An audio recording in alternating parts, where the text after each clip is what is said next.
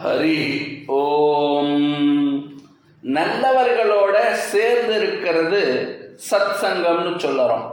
இந்த நல்லோர் சேர்க்கையினாலே பக்தி அதிகரிக்கும், நாம சங்கீர்த்தனம் செய்வது ரொம்ப சுலபமாகும், யோகம் செய்வது ரொம்ப எளிமையாகிவிடும், மனம் ஓரிடத்துல ரொம்ப சுலபமாக லயிக்கும்.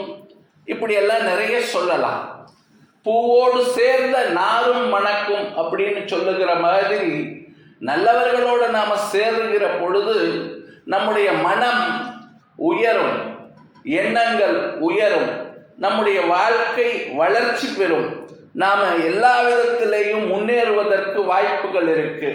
நல்லவங்களோட சேருவோம், வாழ்க்கையில எல்லா விதமான நலன்களையும் வளங்களையும் பெறுவோம், பக்தி பண்ணுவோம். லோகா சமஸ்தா சுகினோ பவந்து. ஜெய் ஸ்ரீராம்.